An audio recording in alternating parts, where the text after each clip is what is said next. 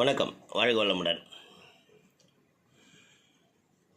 நம்ம யூடியூப் சேனலில் பீர்க்கங்காய் பற்றி பதிவுகள் உண்டு, விரிவான பதிவுகள். இப்போ சின்னதாக ஒரு பதிவு வலைதளங்களில் படித்தேன்.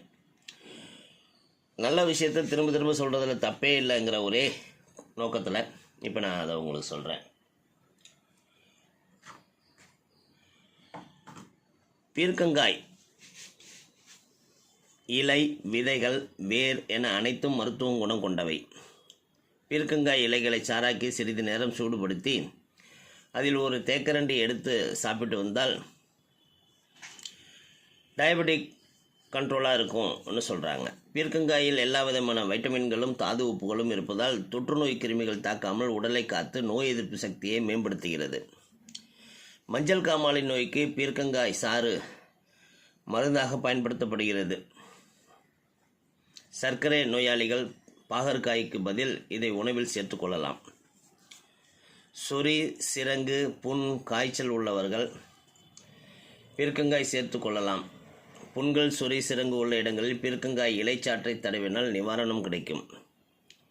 பீர்க்கங்காய் விதைகளில் இருந்து எடுக்கப்படும் எண்ணெயானது தோல் நோய், தொழுநோய் முதலியவற்றுக்கு மேல் பூச்சி எண்ணெயாக பயன்படுத்தப்படுகிறது. கண் பார்வை நன்றாக தெரியவும் நோய் எதிர்ப்பு சக்தியுடன் மேம்படவும் பீர்க்கங்காயை சமையலில் சேர்த்து கொள்ள வேண்டும். தோல் நோயாளிகள் தவறாமல் இதை சேர்த்து கொண்டால் தோல் நோய்களிலிருந்து விரைந்து குணம் கிடைக்கும். வயிற்றில் அமில சுரப்பு அதிகமாவதை தடுத்து வயிற்று புண்களையும் அதாவது அல்சரையும் வராமல் காக்கும். மேலும் உடலை குளிர்ச்சியாக வைத்திருக்கும் இந்த பீர்க்கங்காய்.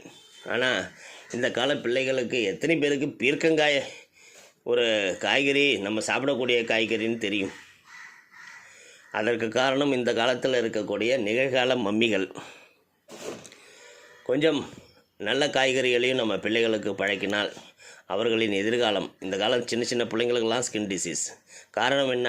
சரியான உணவின்மை. அதாவது பீர்க்கங்காய் போன்ற தோல் நோய்களை தீர்க்கும் ஒரு அற்புதமான காய்கறியை நம்ம உணவில் சேர்க்கறது இல்லைங்கிறது வருத்தப்படக்கூடிய உண்மை.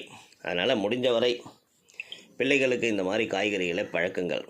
6 வயதுக்குள்ளே நீங்கள் எந்தெந்த உணவுகளை குழந்தைகளுக்கு பழக்கணுமோ பழக்கிடுங்க.